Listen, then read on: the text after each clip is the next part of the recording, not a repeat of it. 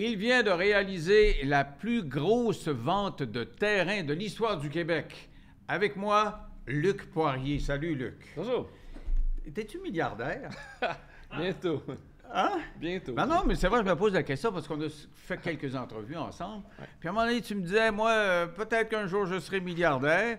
Et je calculais, j'avais regardé les bilans un peu partout, puis tu étais déjà bien parti. Mais là, Oh, oui. avec 240 millions de ventes, là, tu flirtes avec le million?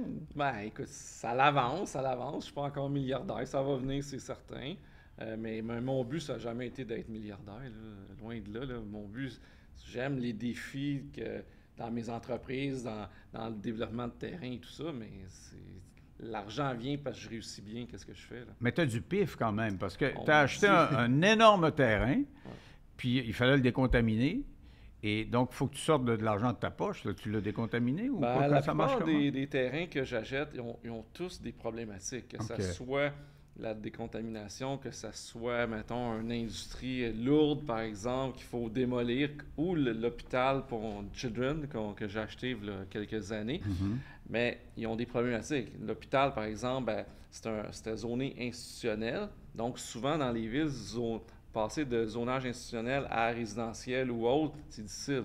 Donc, il y avait un risque de ce côté-là. Il y avait de la contamination, par exemple. Toutes les peintures à l'époque, c'était peinture de plomb dans l'hôpital. Il y avait des tanks d'huile partout là, enfouis dans le sol qui avaient coulé au fil des années. Fait que tous les terrains que j'achète, ou à peu près, ils ont des complications. Il n'y a pas de terrain aujourd'hui que c'est simple à développer. Ils ont tous été développés, ces terrains-là, qui sont simples.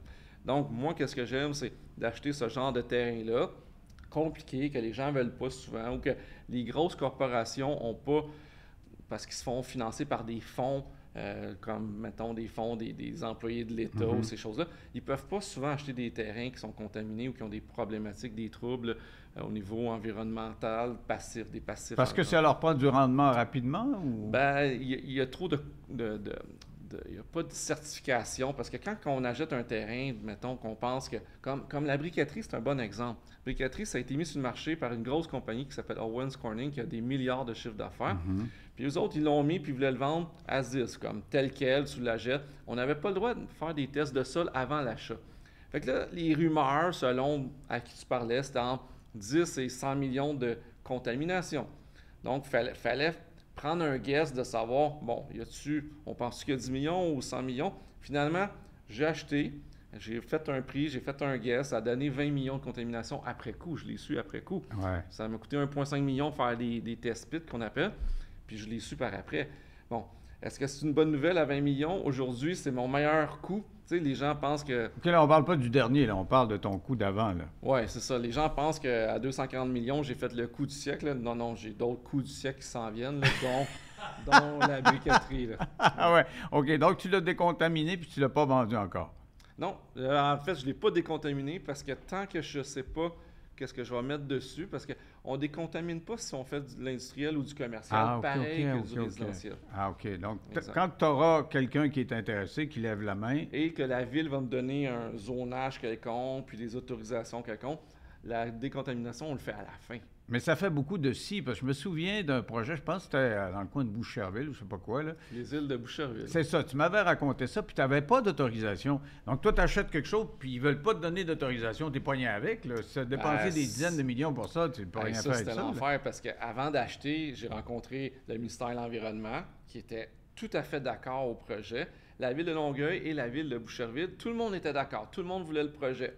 J'achète ça, les îles de Boucherville, une partie. Tout de suite après, il y a eu la saga du Montford. Là. C'est la même Ouais. époque. Là. Mhm. C'était en 2006. OK? 2006, saga du Montford, les libéraux sont pris avec une patate chaude parce qu'ils ont vendu une partie du Montford pour le développement immobilier. Là, ils n'en voulaient plus de ça. Fait que là, moi, j'arrive, j'achète.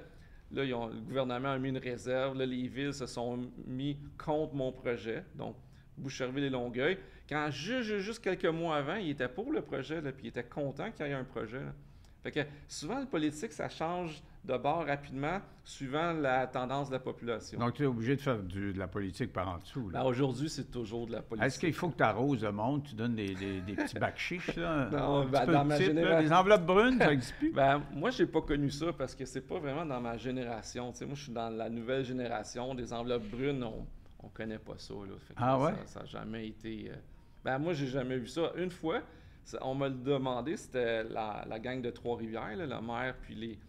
Ben, je l'ai mis dans mon livre Voir grand, là, j'en parle de ça. Ouais. C'est arrivé une fois, puis c'est pour ça que j'ai pas eu le projet de ce projet-là. Là. C'était beau comme projet, c'était l'embouchure du Saint-Maurice puis du fleuve. C'était Trois-Rivières-Saint-Laurent, le projet. Puis je l'ai laissé tomber à cause de ça. Revenons au projet de 240 millions. C'est pas 240 millions que tu as dans tes poches à ce moment-là. Là. Il y a des coûts là-dedans. Là. Ben, il y a le coût du terrain, bien évidemment. Là. Puis la décontamination, c'est toi qui vas la payer ou c'est eux autres qui la payent? Ben, comme je vous ai dit, on décontamine pas tant qu'on ne sait pas qu'est-ce qui va Mais c'est toi qui vas payer ou c'est eux autres? Non. En fait, la contamination était pour un projet, c'est une ancienne usine. Hein? Faut Ouais. Puis il paraît que c'est grand, c'est comme je sais pas combien de terrains de football. La contamination, c'était pour l'usine, mais s'ils refont une nouvelle usine, nous, on devait faire du résidentiel. Fait qu'en résidentiel, on fallait il faut que ça soit hyper décontaminé. Oui, c'est ça. Ouais. Mais c'est différent. Là. OK. Donc, tu as ben des millions. Et je voyais les manchettes là, pour préparer l'émission. J'ai pitonné un peu. Tout le monde écrit « Le millionnaire d'Occupation Double a vendu 240 millions. » Le millionnaire Luc Poirier d'Occupation Double. Toujours Occupation Double. Ouais, et moi, je me souviens, je t'ai présenté de même longtemps. Là, tu te souviens, tu es venu quelquefois. Au début, tu étais juste un petit millionnaire. Hein, il y avait juste quelques millions, c'était pas bien grave de dire le millionnaire d'Occupation Double, mais quand on va commencer à dire le milliardaire d'Occupation Double, qu'est-ce que ça te fait de toi, cette référence-là, Occupation Double? C'est dommage parce que c'est beaucoup Québécois puis les médias du groupe TVA qui parlent de ça. Dans les autres médias, c'est moins évident. Mais je trouve ça plate parce que ça me met sur un événement dans ma vie qui continue pour absolument rien. Là, parce que j'ai pas resté là longtemps. Surtout que t'es resté là quoi? Ben, en termes de minutes télé, peut-être 6 minutes, peut-être. On a eu à peine le temps d'y voir le profil. Oui, exact. Mais plus que le profil, il me semble qu'on avait vu sur Internet, il n'y avait pas des photos où on te voyait dans ton plus simple appareil qui avait été prise. Ah, c'est un souvenir? C'est un vieux souvenir que j'ai? Ça se peut. Oui, ça se peut. Si j'ai de la misère à m'en rappeler, mais je m'en rappelle, tu t'en rappelles plus que moi. Ça fait longtemps. Ouais. Non, mais quand même, donc, tu étais... qu'est-ce qui t'attirait là-dedans? Est-ce que ça t'a servi pour faire de l'argent après? Non à ce moment-là, mais peut-être aujourd'hui, ça doit aider parce que veux pas, je suis plus connu à cause de ça. Puis ça doit aider parce que les gens m'apportent des opportunités. À date, ça n'a pas rien donné. Je n'ai pas acheté un terrain parce que quelqu'un m'a vu à Occupation Double ou ailleurs. Sauf qu'on ne sait jamais, peut-être un jour, ça va m'apporter une opportunité d'affaires incroyable. Là. Donc, c'est pas mauvais. Non, mais tu allais participer à ça, pourquoi donc? T'as quoi ta motivation? Tu avais quel âge à ce moment-là? J'avais 33 ans, 32 ans. Okay.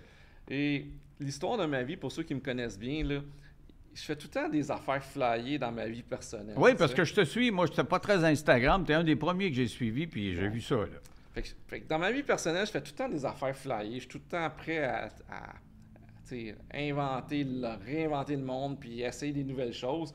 Et ça fait partie. L'histoire, c'est que le samedi, moi, j'ai été chercher un ami samedi à 7 h le soir à TVA sur Maisonneuve. Puis je rentre entre les deux portes. En fait, je l'appelle, je suis en bas, je l'appelle. Il me dit « Je suis pas prêt, rentre, puis attends-moi en bas. » Fait que là, je me stationne, je rentre. Puis entre les deux portes, il y a une dame qui m'a donné un formulaire. Là, je regarde ça, je suis paré. Puis tu sais, on était samedi 7 h moins quart. Là. Fait que c'était la dernière journée des auditions. Les auditions finissaient à 7 h. Fait que là, moi, j'arrive dans le genre de... Il y avait une cafétéria à gauche, là, je sais pas trop. Fait que je m'assois là, j'attends, puis là, c'est long. Fait que là, je décide de remplir ça. Je donne ça à la dame. Je me fais appeler pendant que mon ami... Si mon ami aurait descendu, on m'aurait jamais vu là, à Occupation Double. Fait que là, l'histoire, c'est que j'attends après mon ami. Fait que là, il me passe en entrevue. Puis là, l'histoire de l'île Charon, que j'avais payé 6 millions, que j'avais revendu 128 millions, était dans tous les journaux, puis tous les médias à l'époque, à ce moment-là. Fait que quand ils m'ont vu en entrevue, ils me disent ton nom, ton âge, ton occupation. Fait que là, je dis Luc Poirier, 32 ans, homme d'affaires. Fait que là, tout le monde part, arrive. Ah! Là, je dis, ben, pourquoi vous riez? Ben, tu sais, ils ont vu 3000 quelques personnes avant moi. Là. Je suis comme les derniers 5-10 personnes qui voient. Fait que là, Mélanie, qui était la productrice, elle dit, ben, c'est parce que tout le monde dit homme d'affaires, mais c'est quoi tu fais vraiment? Mais tu sais, c'est tout le temps. Les autres, c'était comme. Il passe la tondeuse puis tout ça comme employé, mais il est CEO de sa compagnie, tu sais. Tu faisais plus que passer la tondeuse. Tu passais à la gratte pour ramasser. Exact. Fait que là, l'histoire, c'est que là, je dis, ben, vous avez sûrement entendu parler de l'histoire de l'Écharon. Écoute, il y a eu un silence, là. Tout le monde a compris que c'était moi qui parlais dans les derniers jours dans les nouvelles, partout, parce que j'avais accepté 128 millions du groupe Cholette à l'époque, là. Est-ce que donc la vie de rockstar puis de vedette, ça t'a toujours impressionné? Parce que justement, je te suis sur Instagram, tu as une collection d'autos que tu montres à tes followers. T'en as combien d'autos? 58. 58, puis c'est pas des petits chars, là, c'est vraiment des hauts de gamme. J'en ai des petits chars à tout petit, mais qui coûtent cher. Ouais. Non, mais c'est quoi, là? Parce que les photos sont spectaculaires. D'ailleurs, tu aimes les autos rouges, là. Il y a plein d'autos rouges. Oui, ben les ferrailles sont souvent rouges. Là. J'ai 33, là, on vient d'avoir ce matin une nouvelle auto de Belgique qui est arrivée de Belgique. Comment tu fais pour décider laquelle auto tu prends le matin?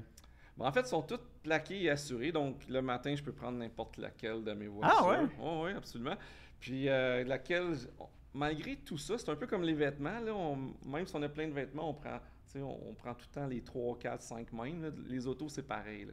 Donc, je suis tout le temps avec les mêmes modèles. Puis, le pire là-dedans, c'est que l'auto que j'utilise le plus, c'est pas ma collection de voitures, c'est une Pacifica, une Chrysler Pacifica. Ah, je suis sérieux. Arrête non. Puis quand je dis ça, là, tout le monde dit oh, oui, je t'ai vu justement. Là, il m'écrit oui, je t'ai vu avec ta Pacifica. Fait que c'est drôle à dire, mais moi, j'ai tout le temps mon gars, des poches de hockey, des ci, des ça, les enfants, on trimballe les amis. T'sais. Pour moi, c'est pratique. T'sais. Est-ce que ces autos-là, là, tu les vois souvent? Qu'est-ce qu'on fait avec une collection d'autos? Tu rentres dans ton garage, tu regardes, tu les époussettes? Oui, ben, c'est intéressant parce que mon bureau est dans mon entrepôt et c'est tout vitré. Donc, quand je suis assis, je vois l'ensemble de mes autos. Et pas juste mes autos, là, j'ai un simulateur d'hélicoptère, j'ai des simulateurs de F1, j'ai toutes sortes de trucs, un simulateur de golf, j'ai une immense télé, puis on fait des projections, mettons les galas de boxe. Quand le Canadien a été en finale de la Coupe Stanley, on faisait des événements là. Okay. Je veux dire, c'est cool. Là. J'ai un man cave, comme on dit, là, mais c'est cool. Bat cave, comme Batman. Ouais, j'ai un truc de basket, j'ai toutes sortes de trucs, j'ai un gym, toutes sortes de trucs. Là. Et dans ta vie, là, tu te sens pas coupable de consommer? Tu sais, on est dans un siècle écologique, là, puis des gens qui disent ça me prend une auto électrique ou une auto par famille. Toi, t'en as je sais pas combien dans ta famille. Ben, je roule aussi en auto électrique. Là. J'ai quelques autos électriques, effectivement. Mon fils qui a 19 ans, j'ai acheté une auto électrique, une Hyundai Kona. Donc, oui, mais les anciennes autos ne sont pas électriques. Là, ma collection, ça va jusqu'à les années 1960. Fait que, ça soit moi, je conduis pas. Je fais à peu près 20 000 km par année. Là. Je suis pas parce que j'ai 58 autos que je vais faire 20 000 fois 58. Là. C'est pas ça. Là. Donc, tu n'es pas en location. Tu les as achetés. Donc, tu peux péter les kilométrages, il n'y a pas de problème. Moi, je les compte. J'en fais beaucoup plus depuis que j'ai déménagé. Je les compte. Ah oui, c'est vrai. Est-ce que tu as un avion ou pas? Parce que dans Instagram, à un moment donné, c'est resté nébuleux. Tu as pris une photo. Tu étais au pied de l'entrée de l'avion, puis jusqu'où donc, s'est-tu acheté un avion ou pas? D'abord, est-ce que tu prends l'avion privé? C'était des petits avions, c'est ça? En fait, c'est arrivé 2 fois que j'ai pris l'avion privé. Sinon, je suis en commercial régulier. OK, donc tu n'as pas acheté l'avion? Oui, j'ai acheté l'avion. Tu as acheté l'avion, puis tu ne le prends pas, t'as le fun. Non, l'histoire, c'est que j'ai acheté l'avion au début du COVID. OK? Donc, on est en avril-mai 2020. Puis, je mets un dépôt sur un avion parce que le marché a tombé. Le marché des autos, avions, tout ça, a tombé en début COVID. Après ça a monté en fou, un peu comme l'immobilier, par exemple. Donc, moi, j'en ai profité parce que je savais que le monde aurait voulu des avions privés. Là. Pas le monde en général, mais ceux qui ont des sous. Moi, j'en aurais voulu un, mais je te l'aurais pas payé. À cause des restrictions et tout ça. Donc, j'ai mis mon dépôt. Ça prend quand même beaucoup de dépôts pour ces avions-là. Puis, j'ai dit, dans 3 ans, parce que c'est 3 ans construire un avion. Là. Tu l'as pas demain matin. C'est un avion neuf. Donc, ça a pris 3 ans. Puis, en septembre 2023, qui viennent de passer, ils m'ont livré l'avion. Donc, j'ai été la prendre possession. Je l'ai acheté, je l'ai payé et tout ça. Mais, je la trouvais un peu petite. C'était vraiment c'est un light jet qu'on appelle. Fait que l'histoire de ça, c'est que les gens dans l'industrie ont su que j'ai un avion que j'allais recevoir. Puis là, j'ai commencé à recevoir des offres d'achat. Ah, tu l'as vendu? Oui, je l'ai revendu. C'est comme les terrains. Pour toi, là, ça te brûle les doigts, il faut que tu vendes ça. C'est pas juste pour ça, c'est que mes enfants sont à l'âge qu'on peut moins voyager. Quand ils étaient au primaire, mes 2 plus jeunes, on était 3 mois par année facilement en Floride, okay? ou à Cancun, au Club Med. Nous, on aime beaucoup les Club Med. Fait que on voyageait beaucoup plus. Là, ils sont au secondaire, les 2. Fait que quand l'avion est arrivé en septembre, puis je recevais des offres d'achat, je me suis dit, c'est-tu nécessaire un avion en ce moment-ci? Bon, qu'est-ce que j'ai fait? C'est que finalement, je l'ai vendu, puis j'en ai commandé une nouvelle. Je la reçois en 2026. Alors, tu vas te mettre à vendre des avions, puis tu vas le recevoir, tu vas le vendre aussi. La prochaine, je la garde. Oui, parce que mes enfants vont être en secondaire 5 à peu près, 4, 5, puis première année de cégep. Fait qu'on va recommencer à voyager plus là, avec la famille. Mais ça coûte plus cher que se promener sur Air Canada, là, parce que ça coûte quoi? Des dizaines de milliers de dollars de l'heure, si c'est pas plus? À peu près 5 à 6 000 $. Ah ouais? Fait que si on va en Floride, mettons, c'est... Pour toi, c'est du petit change, là, 5 000 je fais plus que ça de l'heure, ouais. Hey, dis-moi, là, il y a des jeunes qui nous écoutent, puis on va avoir après toi des jeunes qui sont lancés en affaires, puis ils ont profité de la pandémie, comme tu disais tantôt, ça a créé des occasions d'affaires. Au Québec, on l'a-tu la Bourse des affaires ou pas, là? Je pense que oui, parce que exemple, la Beauce, c'est tellement une gang d'entrepreneurs, ils ont parti un paquet de business. On a des entrepreneurs qui sont mondiaux, comme les Couche-Tard, comme Cirque du Soleil qui est parti. Je veux dire, on est vraiment entrepreneurs au Québec à comparer des autres provinces. Ah ouais? Puis, oui, absolument. Est-ce que les plus jeunes le sont plus que la génération d'avant? Parce que moi, dans mon coin, au Saguenay, là, on avait l'Alcamp, on avait Price, puis on attendait qu'il y ait une job qui s'ouvre là. Oui. Mais ils ont tellement coupé, dans certains cas complètement fermés, que tu es obligé de créer ta job. Mais c'est pour ça qu'on est la capitale mondiale des petites PME, là, des 5 à 10 employés, là, on est la capitale mondiale. Ouais. Là, fait qu'on est débrouillard, on est le peuple, d'après moi, le plus débrouillard au monde. Pourquoi? Parce qu'on n'avait pas d'argent. L'Église, à l'époque, nous faisait que faire de l'argent, c'était mal vu, puis les gens n'avaient pas d'argent, les familles, fait qu'ils se débrouillaient avec pas grand-chose, puis on a des inventions incroyables, là, le sac de biberon, toutes sortes de trucs, là. Fait que on développe beaucoup notre côté entrepreneur au Québec. On est chanceux parce qu'on est pas mal bilingue, là, veut pas. On a un côté culturel européen. En même temps, on est à côté des États-Unis, qui est un incubateur pour le capital, etc. Donc, moi, je pense que oui, qu'on est bien placé. Je suis content d'être né, moi, au Québec, parce que ça m'a permis de développer en tant qu'entrepreneur plutôt qu'ailleurs, par exemple, dans le monde. Est-ce que tu es dans la philosophie donnée au suivant? S'il y a un jeune qui cogne à la porte chez vous, là, puis a une idée, là, puis il dit « Hey, j'aurais besoin juste d'un peu de cash », est-ce que tu les aides? Ou... de moins en moins pour des idées comme ça, mais de plus en plus parce qu'avant, je faisais beaucoup de mentorat, puis tout ça. Là, j'en fais moins, parce que je manque de temps, puis ma famille est plus importante que tout, tu sais. Fait que je prends du temps avec ma famille. Par contre, je donne de plus en plus à des œuvres caricatives. En fin de semaine, samedi, j'étais au Gala des gouverneurs. J'ai remis 30 000 $, qui était à peu près, je sais pas, 20% peut-être de tout ce qu'ils ont ramassé. Donc, c'est quand même beaucoup. Là, je viens de faire tirer. En fait, j'ai mis un auto en vente sur un site Cars and Beats.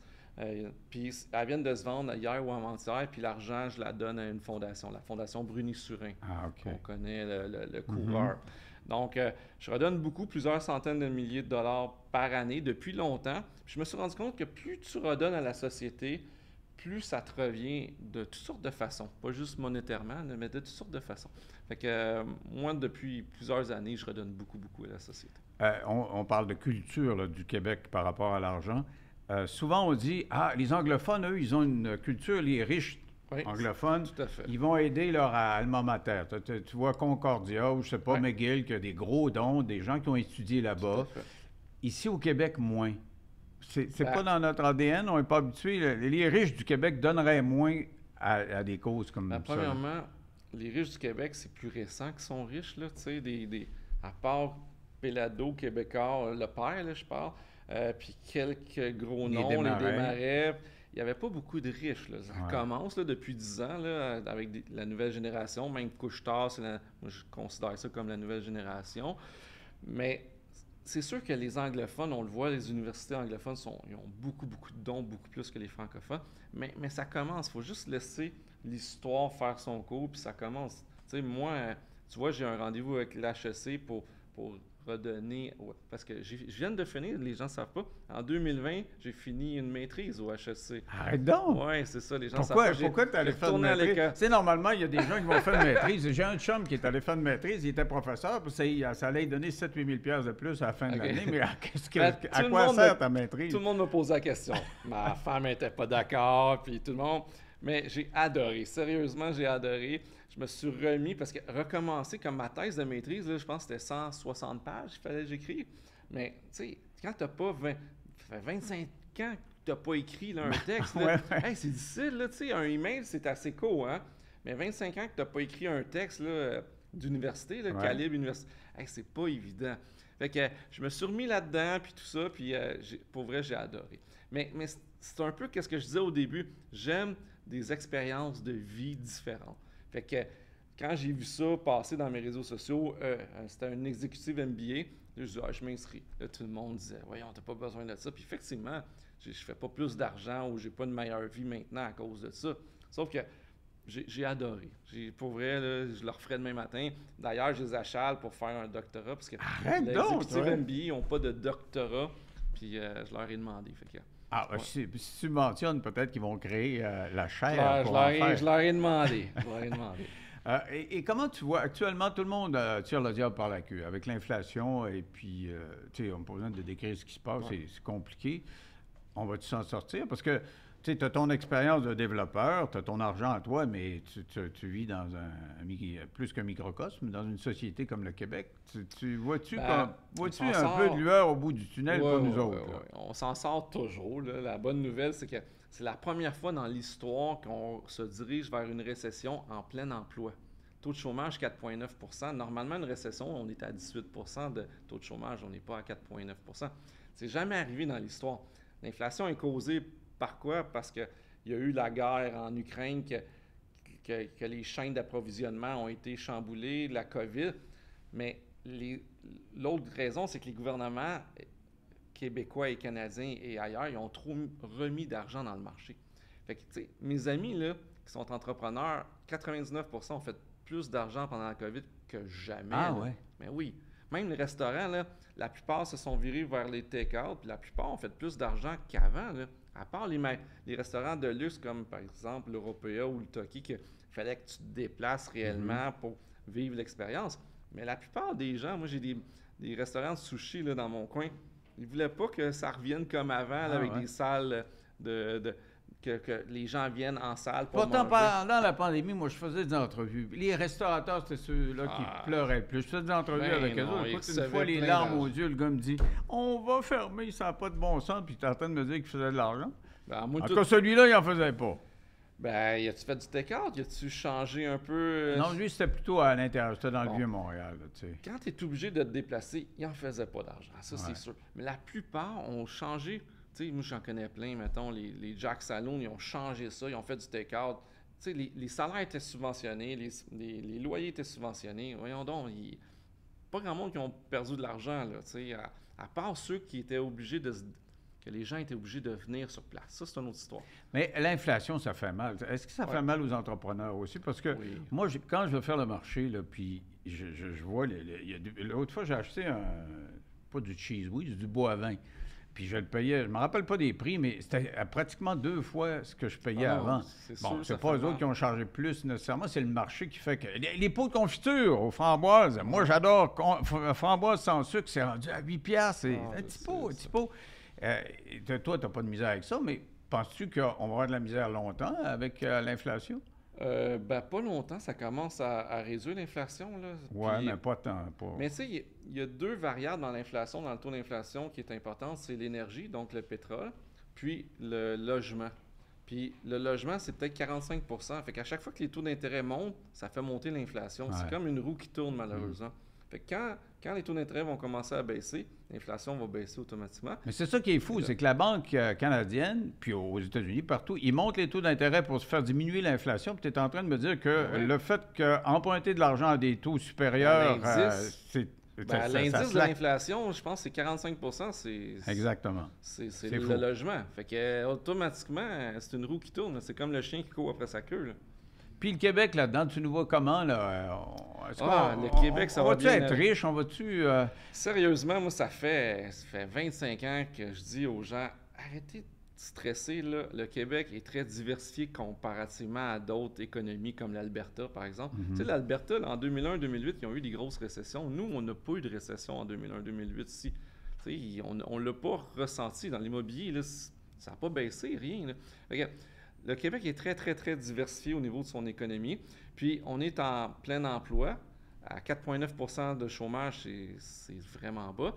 Puis, on a beaucoup de richesses. Ça a l'air de rien, là, mais il y a beaucoup de liquidités qui ne sont pas remis dans le marché, mais qu'il y en a beaucoup. Puis, surtout que les taux d'intérêt vont baisser, on reprend ça. Qu'est-ce que tu veux dire? Tu veux dire que des gars comme toi, ça garde son argent peinard plutôt que de le placer? Il y en a beaucoup, beaucoup d'argent dans le marché. Les fonds de pension, les fonds des employés des villes, ces choses-là.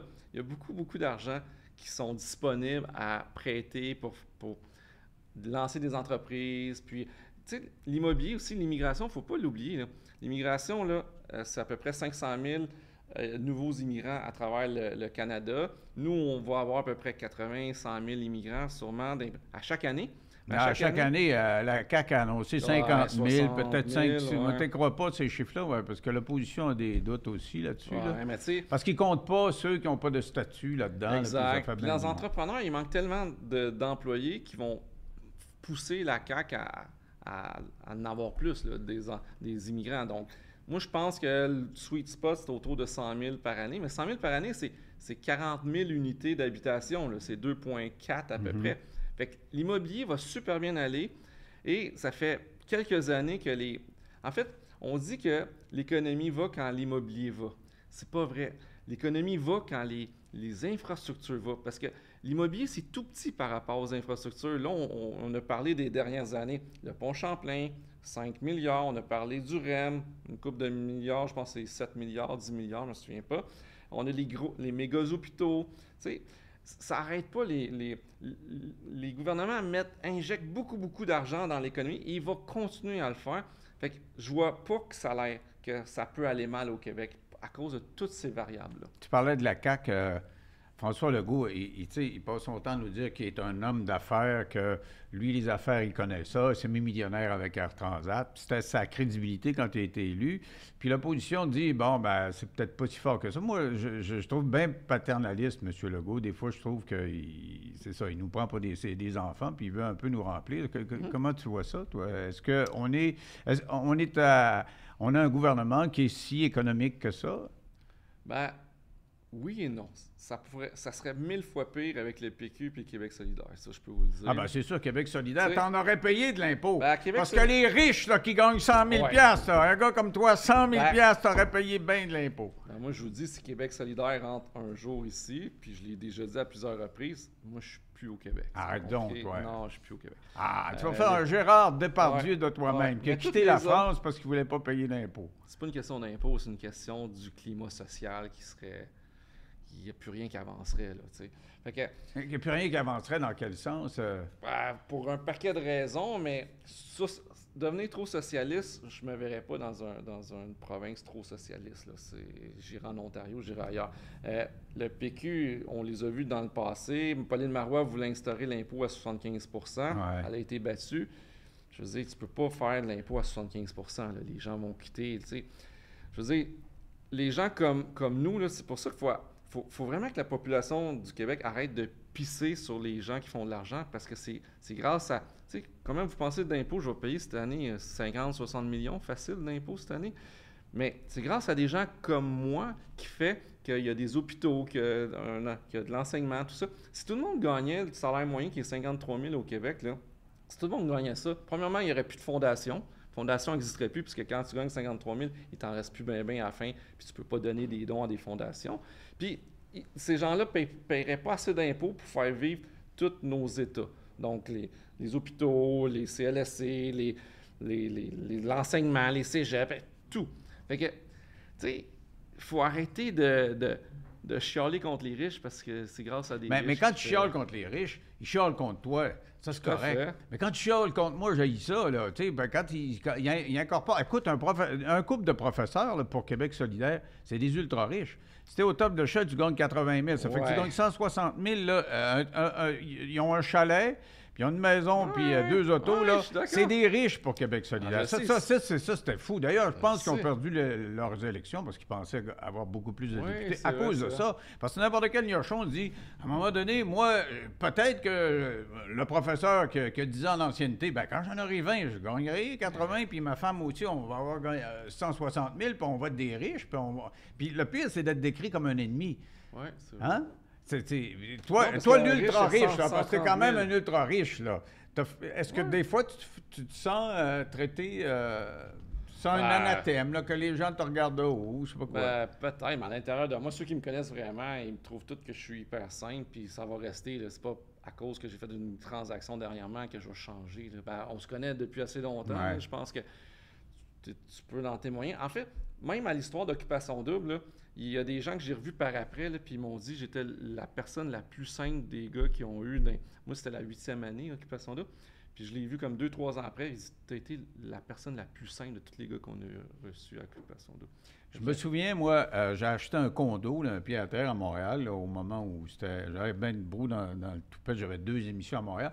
Puis je décide d'acheter à quelque part dans l'Ouest. J'ai appelé Luc pour avoir son point de vue parce que je savais que tu venais d'acheter à l'hôpital dans le coin. Puis je t'appelle, je dis, coudonc, penses-tu que ça va se développer pour la peine? Là? Ça vaut-tu la peine d'acheter un condo? Parce qu'il vendait quand même assez cher. Tu me dis, tu vas rentrer dans ton argent.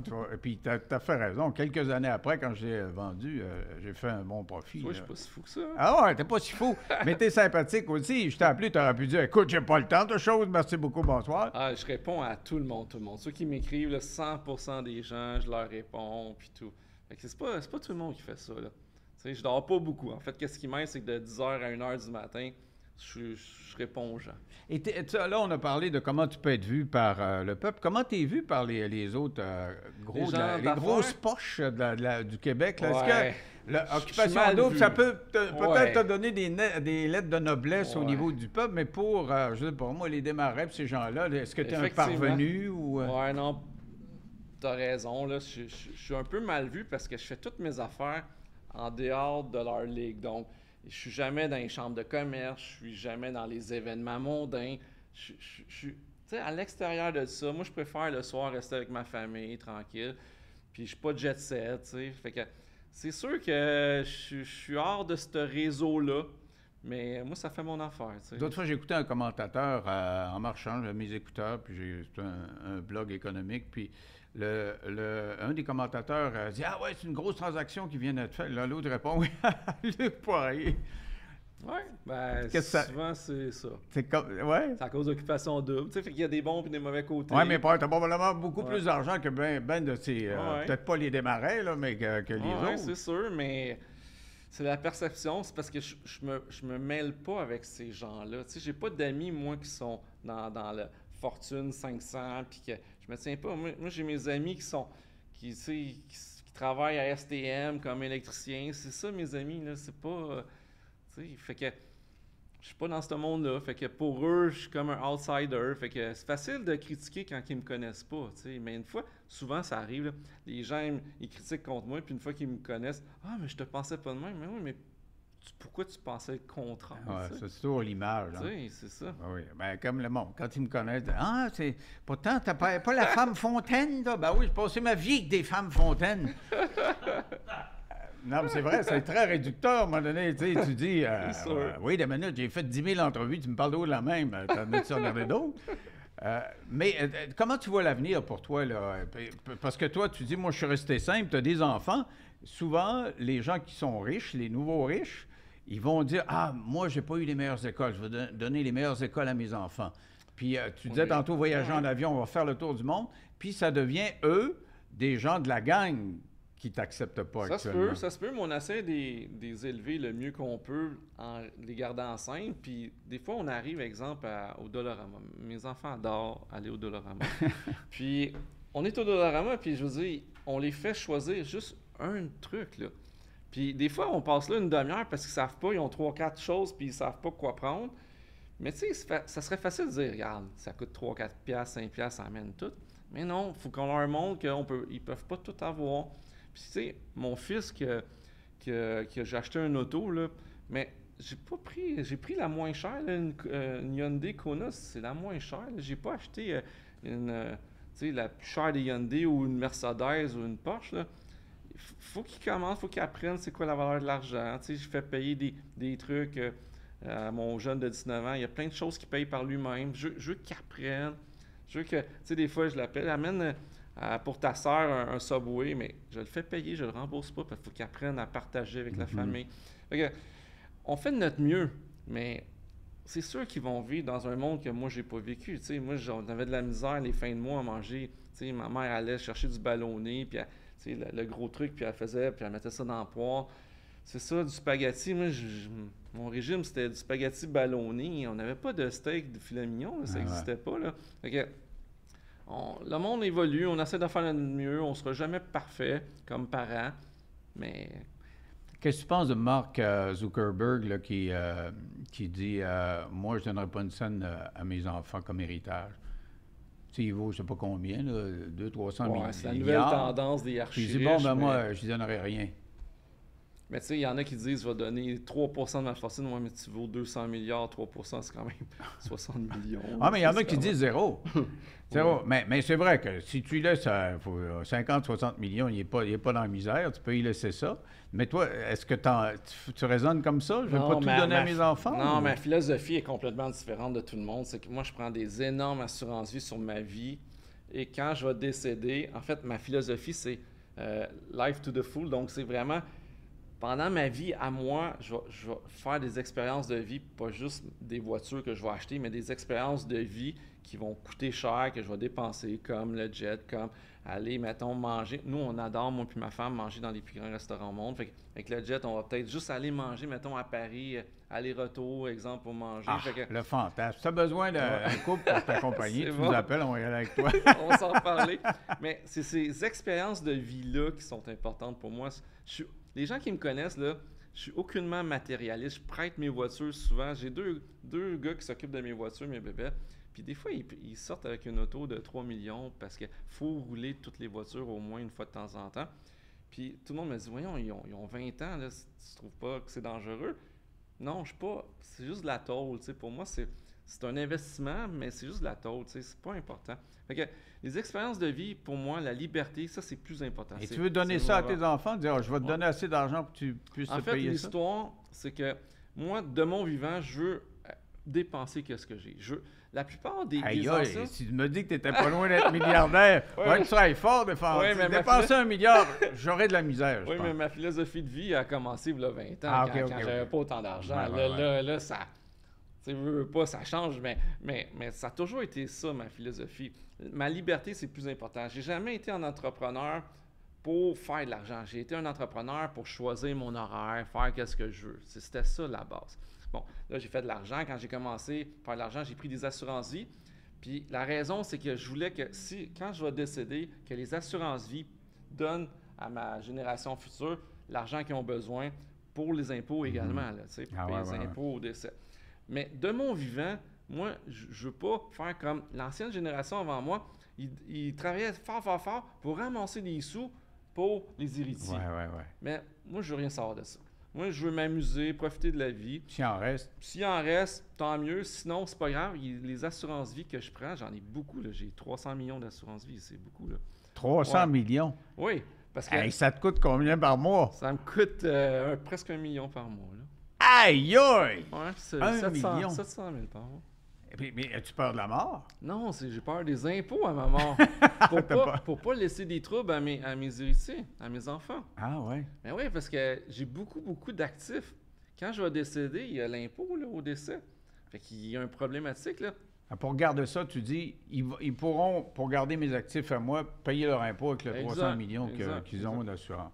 Écoute, tu penses à quelques coups à l'avance, là. Ah ben moi, ça fait longtemps, mettons, mes arrangements funéraires sont choisis, sont payés depuis 20 ans. Milliardaire. Plus ça va, plus je sais pas, il y a du monde à la messe, là, dans tes funérailles, non? Ou... Ben, ça se peut, là, mais je serai pas là, fait que je OK, m'arrange pour pas qu'il y ait de problème. Mais quand tu dis préarrangement, là, je veux dire, c'est quoi? Qu'est-ce que tu as choisi? C'est exemple de payer le cercueil, c'est exemple de payer, de dire, c'est des contrats chez Darche, dans mon cas, c'est Darche à Longueuil, puis c'est de dire, bon, comment que je vais être exposé, etc. Donc, pour que quand... Moi, dans ma tête, c'est juste je sais pas, une vieille madame qui a 75 ans qui dit, bon, mais c'est ça que je veux, là. Pas un jeune homme, père de famille. Oui, mais quand je les ai pris, j'avais pas beaucoup d'argent. Je voulais pas, moi, être un fardeau pour ma famille s'il y avait quelque chose. Là, on parle d'une 20aine d'années, là. Ah ouais, OK. Fait que... Alors, on va avoir des invités là, qui s'en viennent après toi. C'est des jeunes entrepreneurs. Ils ont commencé un projet pendant la pandémie, puis ça va bien leur affaire. Qu'est-ce que tu dis aux jeunes là, qui voudraient se lancer en affaires, là? Courage, vision, passion. C'est le titre de mon deuxième livre. Et c'est pour ce genre-là que j'ai nommé ce livre-là, Courage, vision, passion. Pourquoi? Parce que courage, ça prend du courage pour se lancer. Aujourd'hui, c'est difficile. Tu sais, il n'y a rien de facile, là. Partir entrepreneur, il y a des hauts, il y a des bas, il y a des responsabilités familiales, il y a toutes sortes de responsabilités. Trouver l'argent, c'est difficile de plus en plus.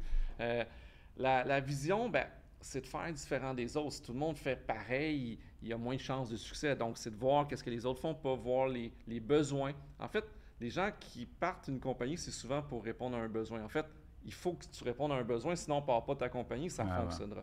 Fait que c'est de voir la bonne vision. Le plus important des 3 mots, c'est passion. Il faut faire ce que tu aimes, parce qu'il y a des hauts et des bas. Puis c'est tellement difficile que si tu n'es pas passionné par ce que tu fais, tu ne passeras pas à travers. Puis tu ne seras pas heureux. Tu sais, il y a bien des gens, quand je fais des conférences, ils viennent me voir, je veux faire comme toi l'immobilier, peux-tu m'aider? Oui, mais est-ce que tu aimes l'immobilier ou si tu fais ça parce que je fais de l'argent et tu veux faire pareil comme moi? Okay. C'est l'argent que tu aimes ou c'est l'acte de faire ce que tu auras à faire pour gagner l'argent? Depuis quelques années, les courtiers-courtières faisaient beaucoup d'argent immobilier. Il y a plein de monde qui sont en allés, qui ont voulu devenir courtier ou courtière à cause qu'ils voyaient leurs amis faire beaucoup d'argent. Ouais. Mais c'est pas... Faut avoir la passion, là. C'est un métier là, qui n'est pas facile. C'est le soir, la fin de semaine. Faut que tu fasses du cold call. Tu sais, faut que tu aimes ça parce que c'est pas facile. Fait que des fois, je leur dis, oui, mais toi, qu'est-ce que tu aimes? S'ils me disent, moi, j'aime ça cuisiner, trouve-toi un restaurant. Oui, tu vas faire peut-être moins d'argent que moi dans l'immobilier, mais tu vas être plus heureux. Ouais. C'est plus important d'être heureux dans la vie que tout le reste. Tu sais, puis je dis souvent en conférence, un fonctionnaire qui a travaillé 30 ans de sa vie dans un bureau, mais s'il a aimé sa vie, s'il a aimé son travail, il a réussi autant que moi en affaires. Tu sais, oui, il n'a pas fait autant d'argent, mais il est heureux. Puis l'important, c'est d'être heureux dans ce qu'on fait. La passion, c'est le mot le plus important. Mais pour faire de l'argent, une fois que tu es heureux, là, puis comment tu fais pour faire de l'argent?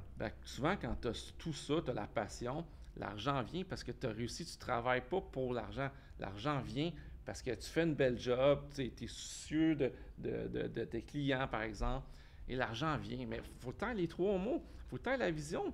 Tu sais, souvent, là, moi, les gens, tout le monde fait de l'immobilier comme moi. Tu sais, je ne suis pas tout seul qui fait des terrains. Pourquoi je fais plus d'argent que les autres?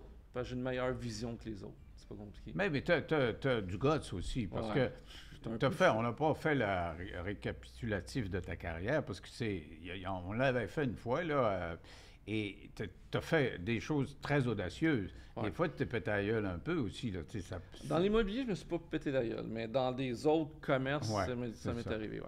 Alors, donc, tu as tiré des leçons de tout ce que tu as fait. Il faut tirer des leçons. Donc, aux jeunes, détermination. Courage, vision, passion. Détermination, c'est un peu dans le courage. Vision, trouver qu'est-ce que les autres font pas, trouver comment faire mieux que les autres. Puis passion, c'est le plus important. Faites qu'est-ce que vous aimez. Luc, ça a été un très grand plaisir. Je savais que ça allait être bon parce que ça faisait des années qu'on ne s'était pas parlé. Pas 4-5 ans, mais j'ai toujours beaucoup de fun à parler avec Luc. J'aime ça, quelqu'un qui réussit puis qui reste humble. Ça, c'est fondamental. Merci beaucoup, Luc. Merci.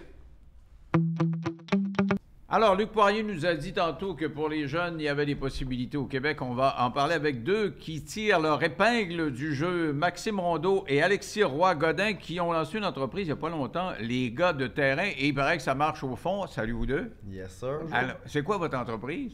Ben, nous, on fait du développement de terrain, dans le fond.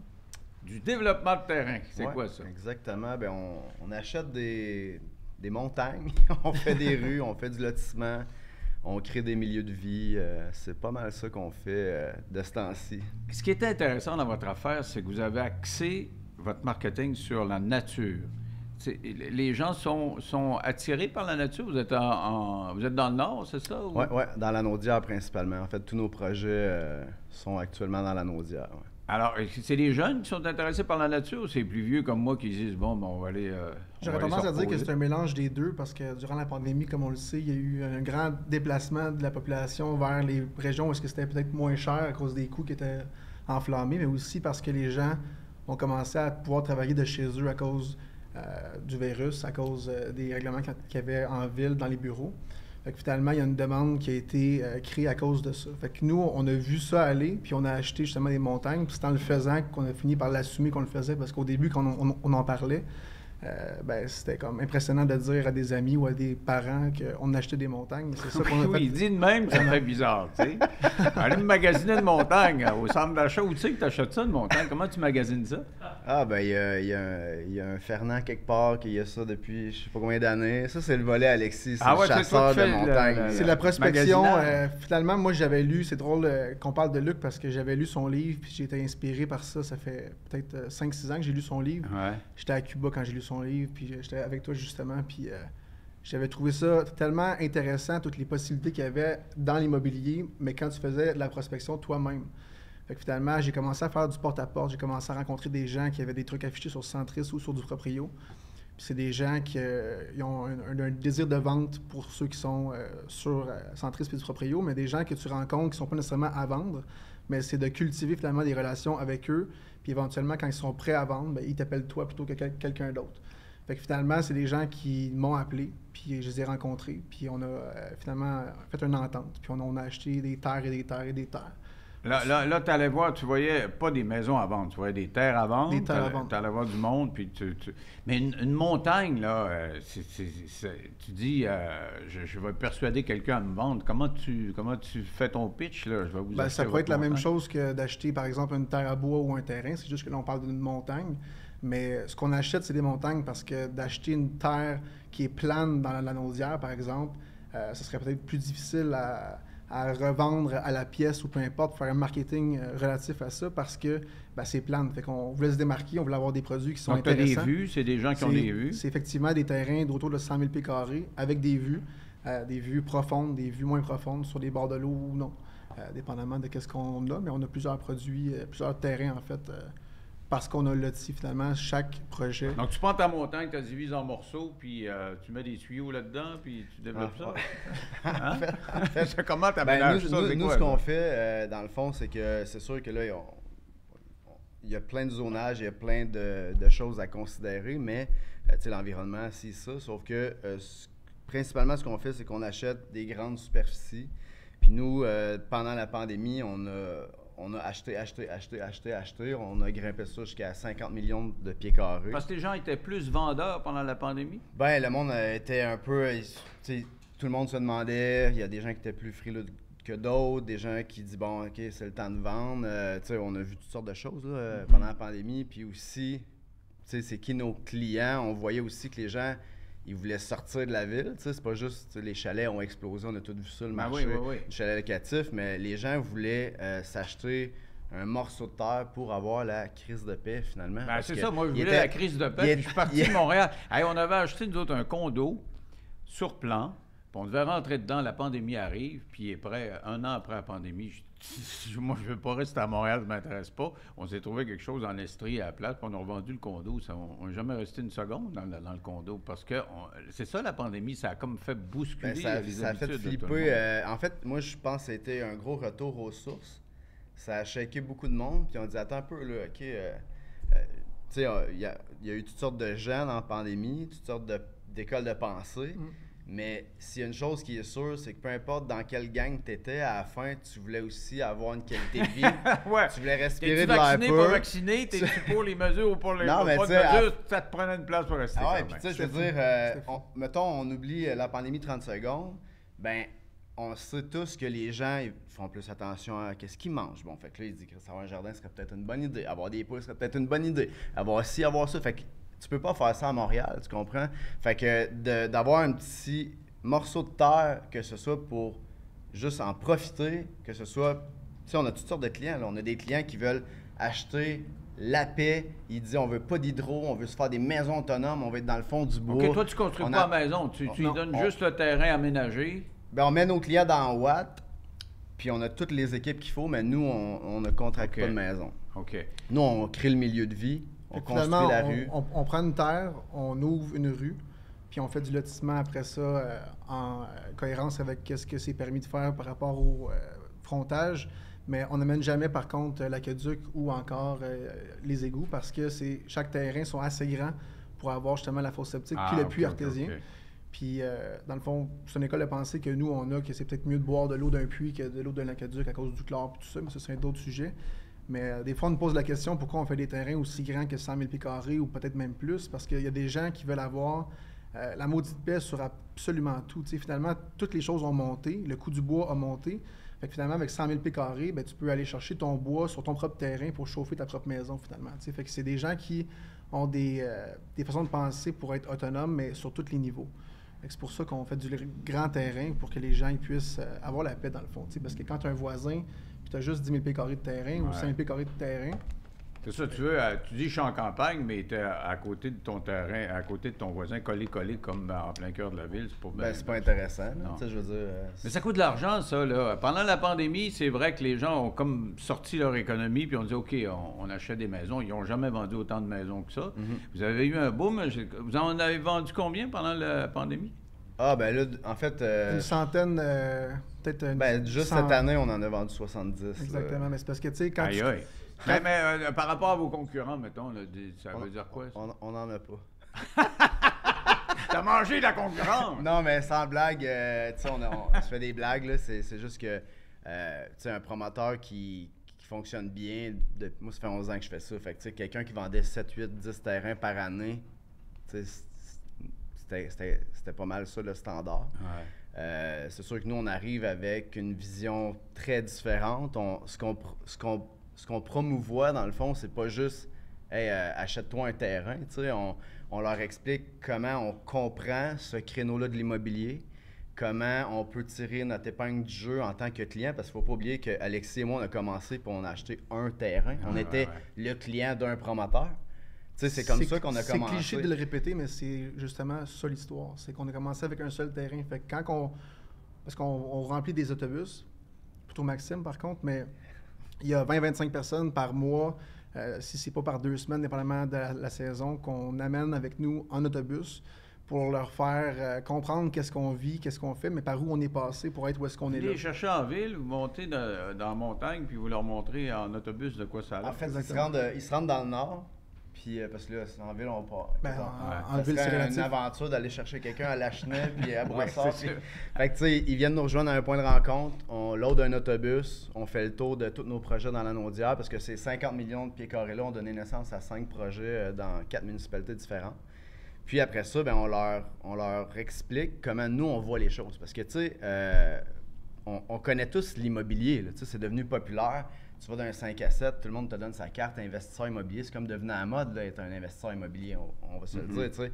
Puis depuis les 20 dernières années, tu sais, ce qu'on entendait tout le temps, c'est achète-toi un plex, fais un flip. Tu sais, on se fait promouvoir ça.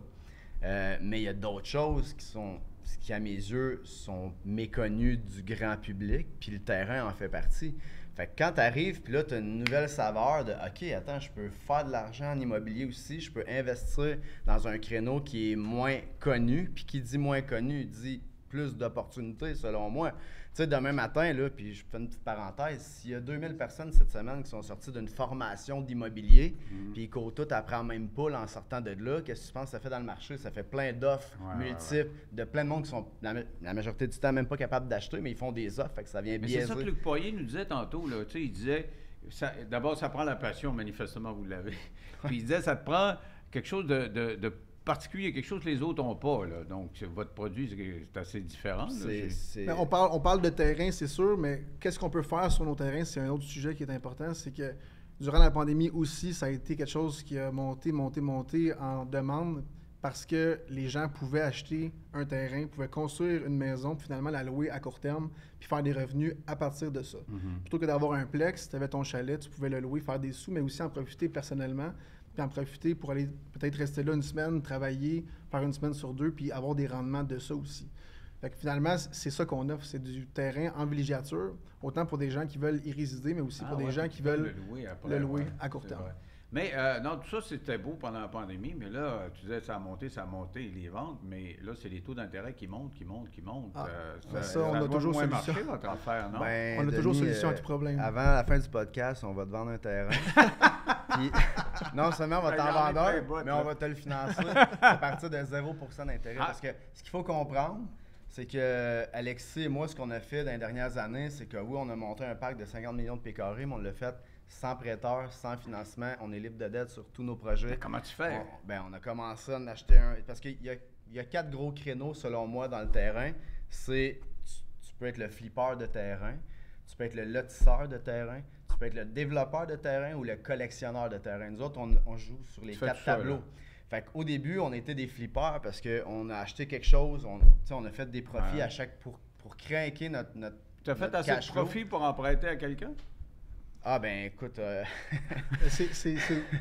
tu dis, je vais te financer.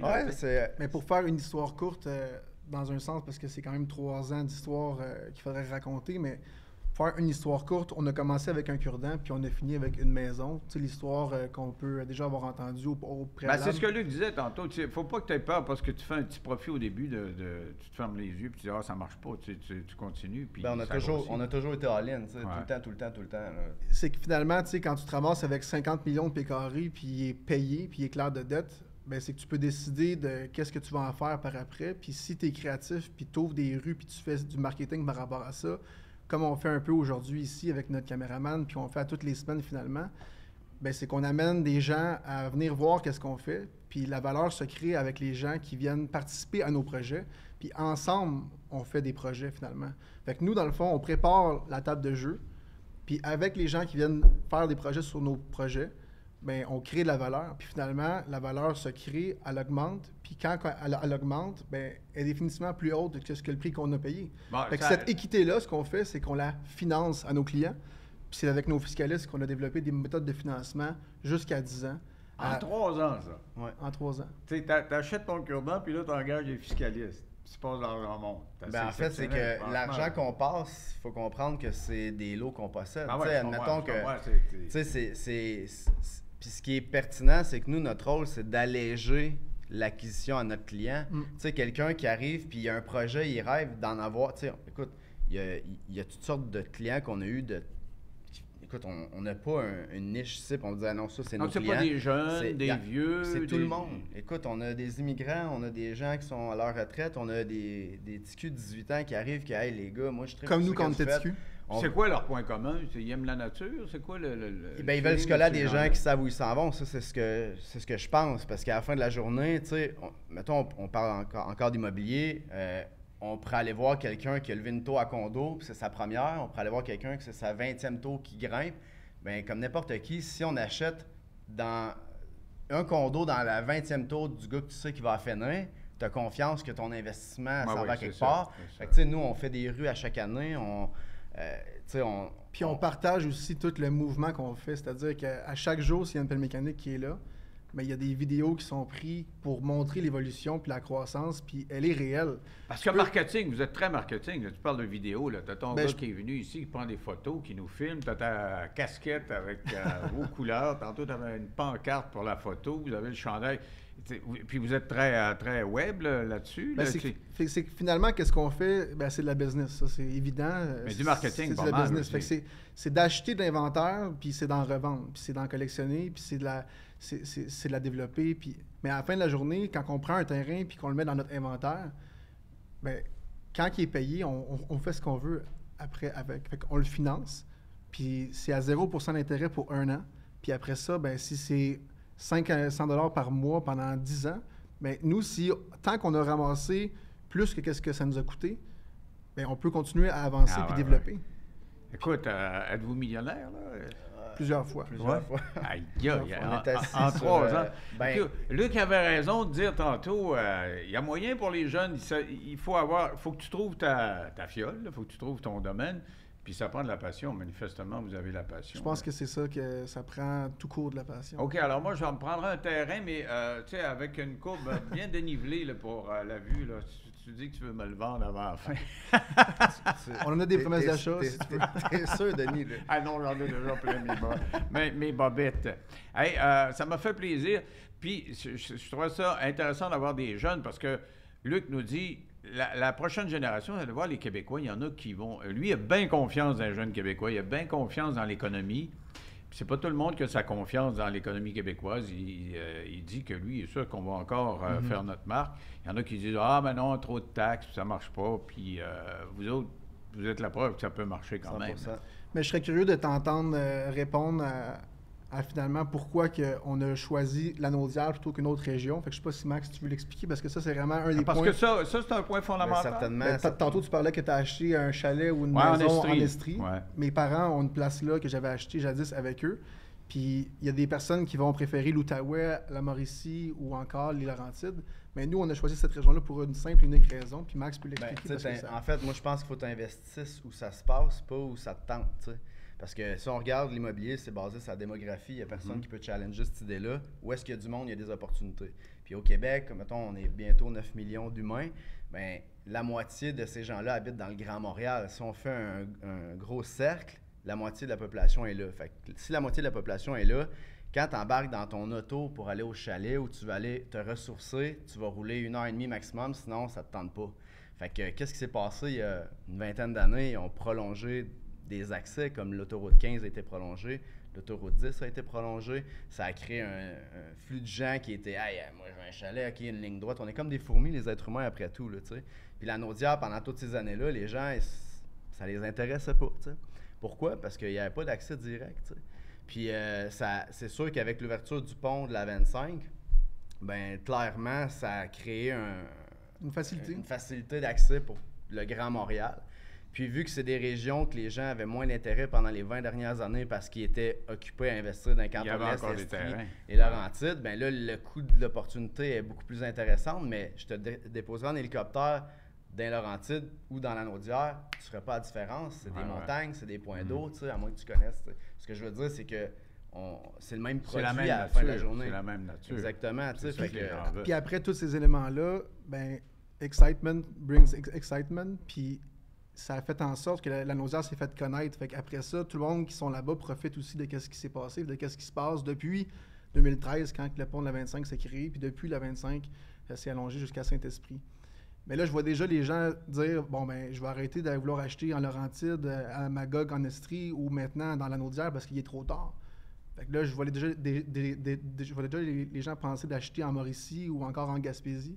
Mais il y a une chose qui s'est passée aussi en 2018. Il y a un schéma d'aménagement qui a été adopté, et ça partout au Québec. Et ça fait quelques jours presque que Saint-Côme, la dernière municipalité du Québec, a adopté finalement le dernier schéma d'aménagement. Fait que finalement, ce que c'est le schéma, c'est vraiment important de comprendre que le schéma, il a été pensé pour justement concentrer les gens autour des noyaux villageois pour éviter de développer des grandes régions puis de faire attention à l'environnement. Ils veulent éviter l'étalement. Exactement. Fait que finalement, toutes les terres qui sont encore disponibles, que ce soit en Gaspésie, que ce soit n'importe où, ben il y a juste 5% du territoire qui est développable. Fait que ceux qui possèdent l'autre 95, ben ils peuvent rien faire jusqu'à temps que le prochain schéma soit adopté, c'est-à-dire dans 25 ans. Puis il faut savoir aussi... Rien développer. Ils peuvent faire d'autres choses, mais rien développer là, je parle d'ouvrir des rues, faire des terrains de développement en ce sens-là, je parle. Puis là, le dernier schéma, il faut savoir que c'est 25 ans, mais ça a pris 35 ans avant qu'il soit adopté parce que, comme on le sait, le gouvernement, c'est tout le temps un peu plus long que ce qu'il prévoit. Fait que finalement, c'est ce qui nous a permis aussi d'avoir une croissance parce qu'on a été en sandwich entre quand ça a été adopté puis quand ça l'a été finalement à Saint-Côme. Fait qu'il y a eu comme Mais là, es-tu en train de me dire que vos affaires vont être moins bonnes une fois que le chez Non, moi parce va que nos être choses accepté? sont Au cannées. contraire. Nos choses sont loties. On s'est dépêché Ok, vous à avez- faire toutes ah, les ok, rues. ok. On a tout loti, là. Écoute, on a un appel à un moment donné, on a loti peut-être quasiment 200 terrains Ah ouais. en même temps. Ça a coûté tous les frais d'arpentage d'un coup, les frais de permis d'un coup, mais il fallait le faire, sinon tout ce qu'on avait acquis avait une valeur que pour une terre à bois. Ouais, OK, OK. Hey, moi, j'ai suivi Luc Poirier pas mal de ses débuts. Et là, il est quasiment milliardaire. Je vais vous suivre en espérant que vous allez être milliardaire avant que je meure. Merci beaucoup. Merci.